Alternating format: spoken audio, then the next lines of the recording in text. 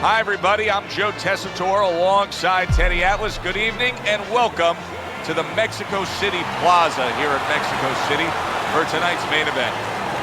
Great atmosphere here tonight. You talk to everybody ringside and they expect this one to be a barn burner.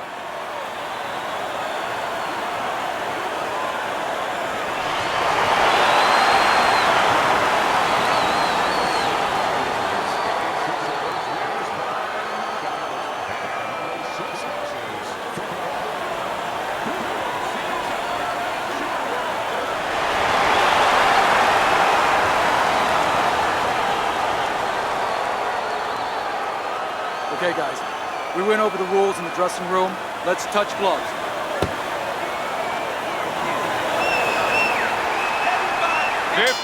Rounds scheduled here in this much anticipated fight, and we are underway with round number 1. Every fight takes on its own. Oh, and there he lands the right hand well. Oh, that's gotta hurt. And he is hurt by that uppercut. He is down on the floor.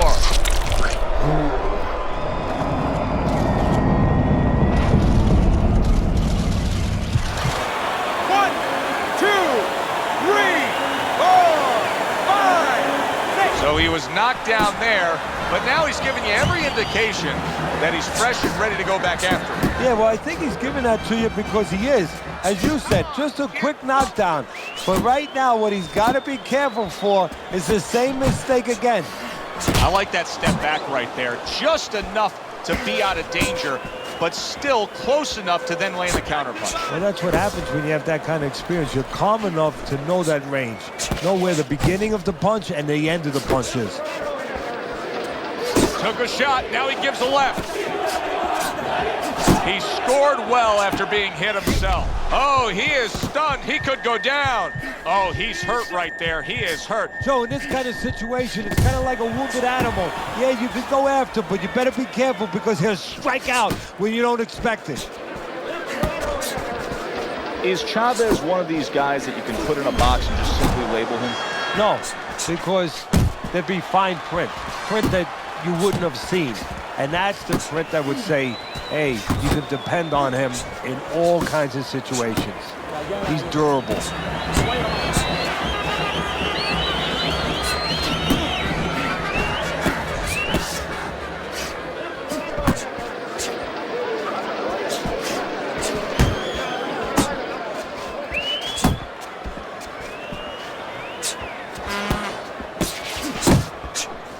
Needs to improve that accuracy. Missed with the headshot.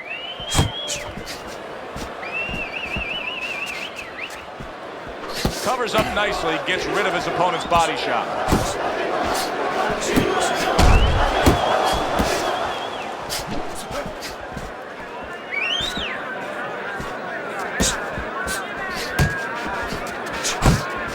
Didn't get it done going to the body there. So many times you hear of an early round where they're just feeling each other out. No way. Not these guys. Straight to action. Well, if they can keep this up, they're both going to have headaches, but we're going to have a special one on our hands. A little give and take, and here comes the left hand.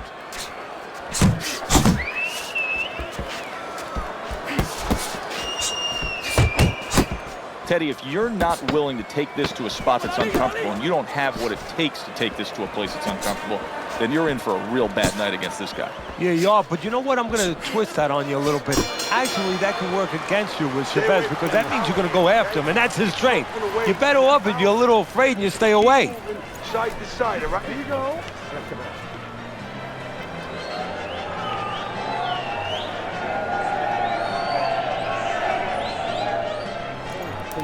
Look, you're standing straight up. Move that body. You need to move that body more. There you go. Jab, jab, and throw. Throw to the body, then to the head, then finish to the body.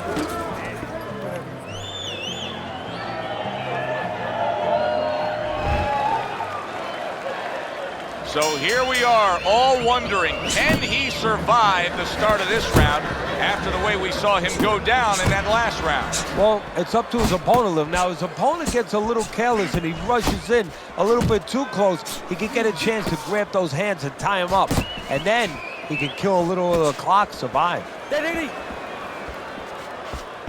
Chavez's movement's really helping him out, avoiding that punch. Takes one, but gives one. Good work by Chavez.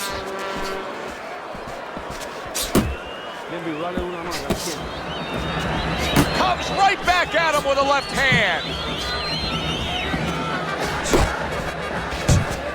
A good block.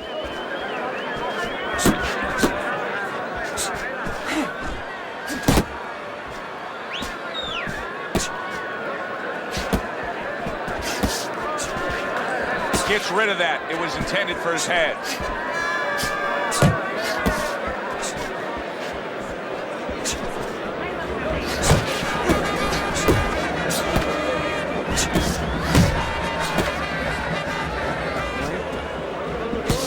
You know, boxing is a global sport. I think sometimes in North America we lose touch of that, but boxing is such a global sport, and every little region of the country defines its fighters differently, and the fighters are defined by where they come from.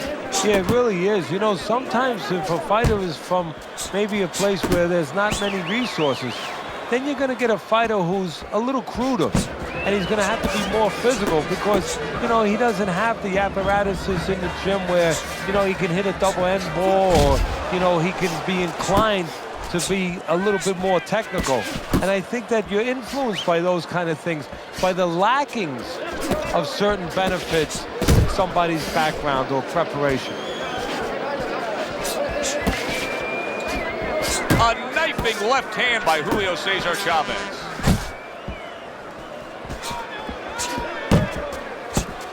Tried to land that upstairs and was off the mark.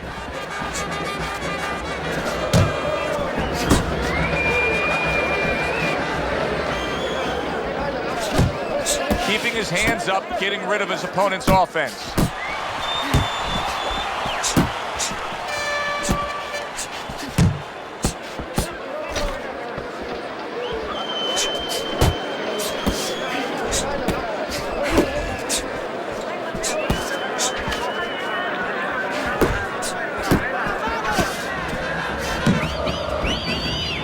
How about that exchange?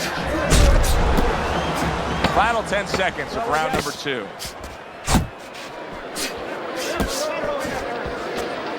Stay away from those. That's a big uppercut that just crashed home. Round comes to an end.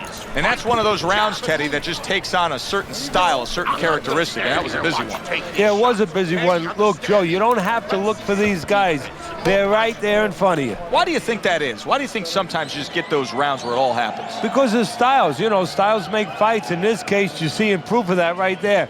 Both guys that are aggressive, both guys that are very confident. This is it. You gotta make it a fight now. You can't just move around. You gotta move your hands in there. All right, let's go. Watch the water in the corner. You gotta fight. You gotta throw more. And round number 3 is underway. He scores with the left.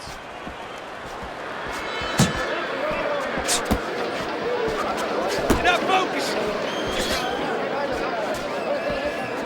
Goes up top with the right hand.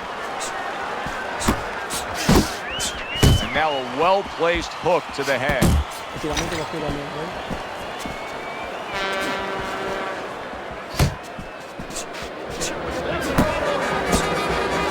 He's got his guard up really well that time, and it protects his head. Chavez is keeping his guard up very, very well. Teddy, Does it help to have the speed that he has? Sure. Anytime you have speed and you can put it into the equation where whatever you're doing, it has to be technically right, but now you put speed, you're doing it even better. You're doing it at a higher level.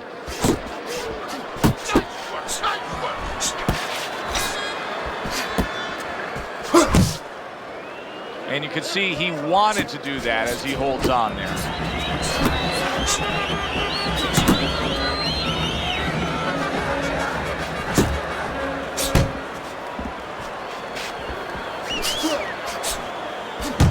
Keep doing what you're doing.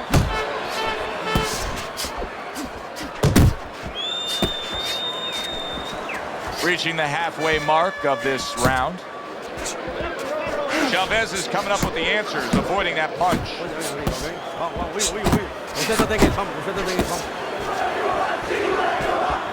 Good return fire that time.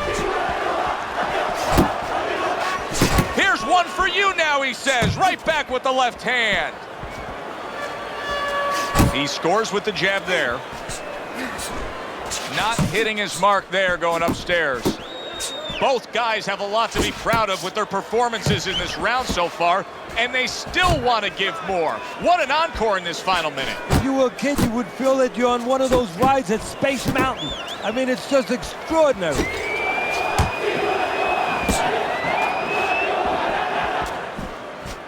Pace yourself. Trying to go downstairs, but off target. Return to sender. He gives him back one of his own. Chavez's hand speed is the difference here. I mean, that's what that combination was all about. Yeah, purely speed. He just got off faster, sooner. Keep working the body.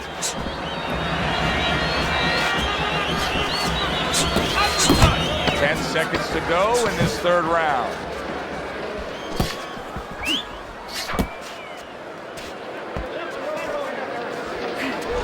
Watch that! You gotta let your hands go. You have to. You have to be busy. This guy is beating the shit out of you. You have to throw.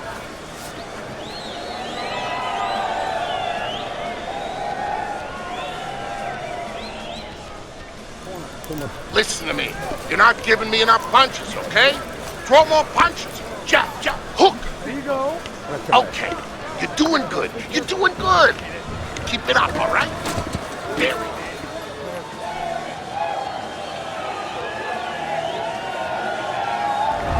Now you're starting to see the rewards of all that hard work and training leading up to this fight. As we start round number 4, Teddy's already put his man down, and he's up 3 rounds to 0. Yeah, well, he's in great condition, and he came here knowing that he was going to have to keep a busy work rate, and he's been doing that. Oh, he took some damage, but he gave some back with the right hand.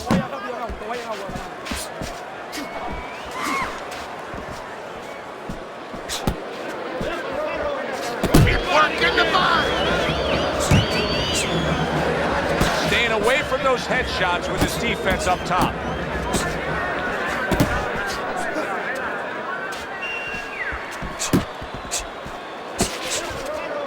Teddy, little Chavez trivia. He holds the record for the most successful defense of a world title with 27, and the most world title fights with 37. Anything dealing with longevity is going to fall into a category that he's going to dominate. Yeah, again, his strengths were not in one category where you say, you know, he's just scintillating in speed or scintillating even in power. But there were so many things he did well. He had a great chin. He was a good body puncher. He was very, very reliable. Well, you can tell he's being patient, waiting for a countering opportunity. Teddy, what does he have to think about in laying that trap? All he has to do is think a little bit like I do at tax season with my accountant. I don't want to go into that office. You know, my accountant's standing at the door. He's waiting for me to come in there. I want a rebate. And that's what he wants. He wants a rebate. He wants a counter. He's stepping back, and he's waiting for the guy to come to him. So he's the one who gets his way.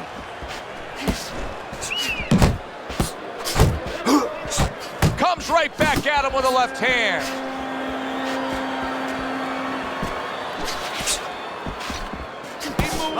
Keep moving.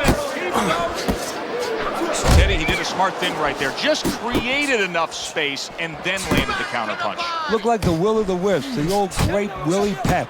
Made him miss, made him pay. Off to the side, a little swing and a miss going upstairs.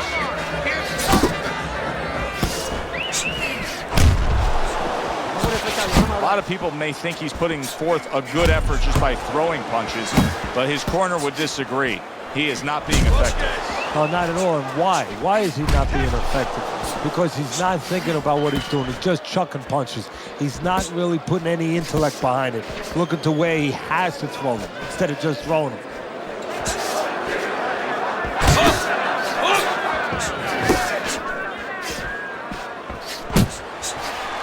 Chavez is going to think about the next time he throws a punch because he just got hit by a good solid counter.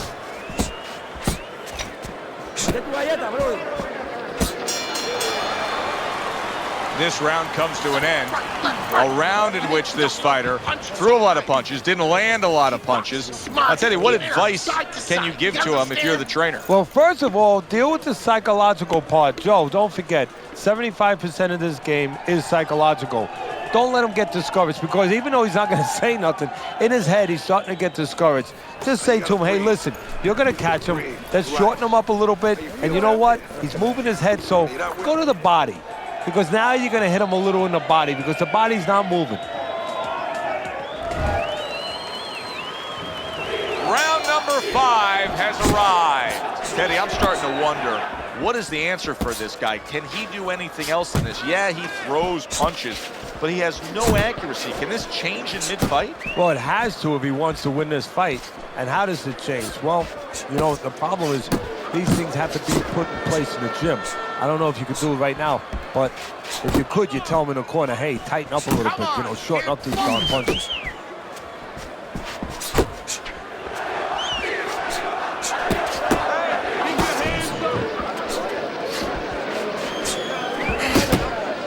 Big right hand from Julio Cesar Chavez.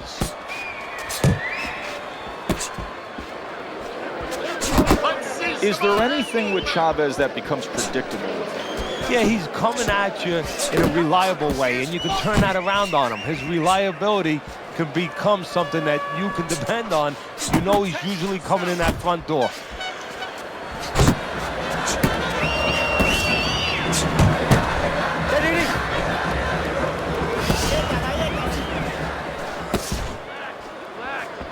Side to side.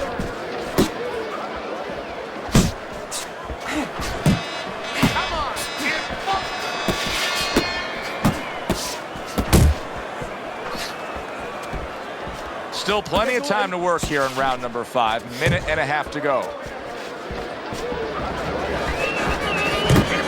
Keeps his hands up defensively, protecting the head.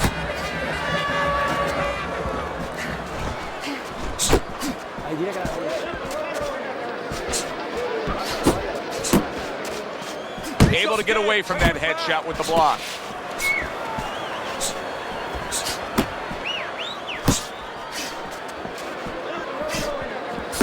Good, solid right hand lands. He got rocked. He just got rocked, and he's still taking punches. The only way right now is to grab on a little bit, stop this flow. Side to side. Move your head.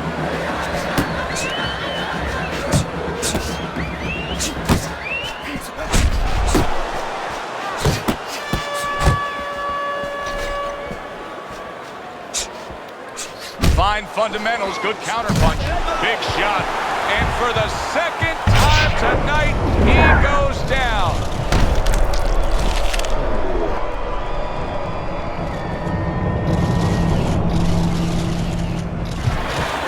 One, two, three, four, five. Down he goes, now up he gets.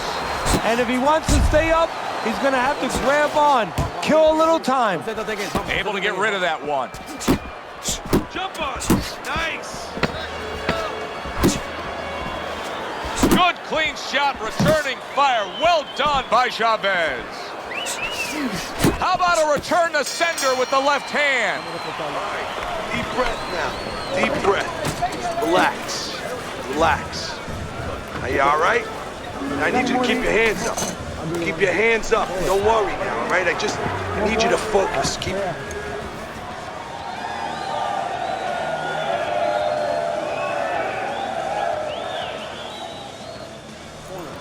Nice round. That was good. Keep that up and we have this one.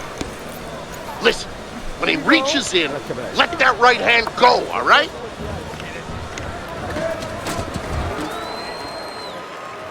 I don't know that there's any hope here as we start this new round. He's been knocked down numerous times already tonight, including the last round. And I'm sure on that fateful night with Corrales and Castillo, when Corrales had already been on the floor 2 times, his mouthpiece was out, it looked like it was over.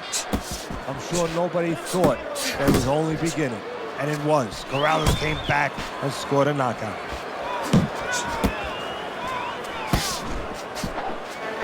Chavez able to get rid of that punch from his opponent. Pace yourself.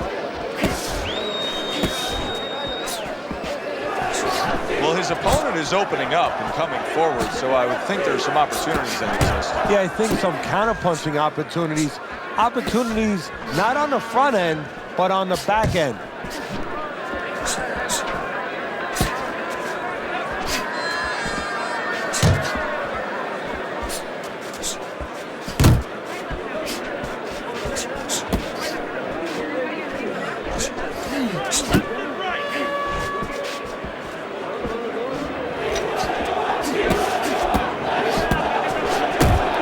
Chavez is proving to be elusive.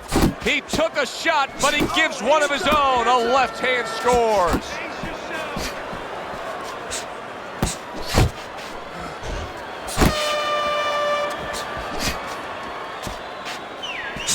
Halfway through round 6.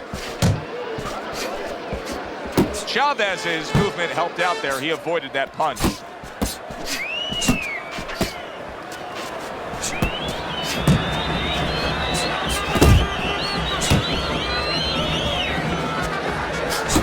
Great stuff. He fires one right back after taking one. Gotta love the work by Chavez. Targeted counter punch by Julio Cesar Chavez. That's it. That's it.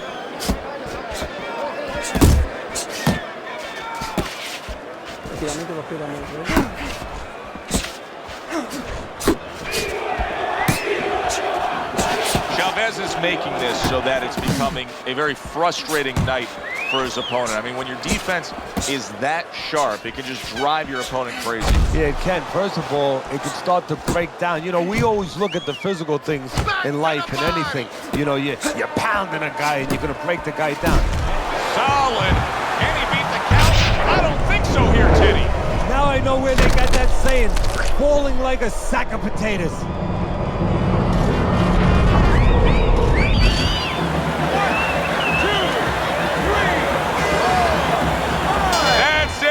The fight is over.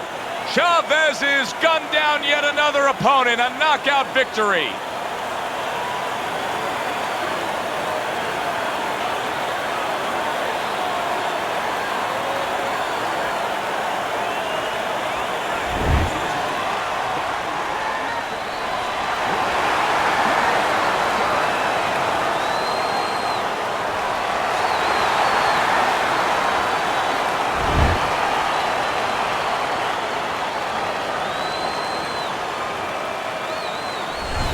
Julio Cesar Chavez's power that we saw throughout the night, building a lead on your scorecard, now ends the night with a knockout victory. And it begins the next night, the next dawn, the dawn of the new beginning.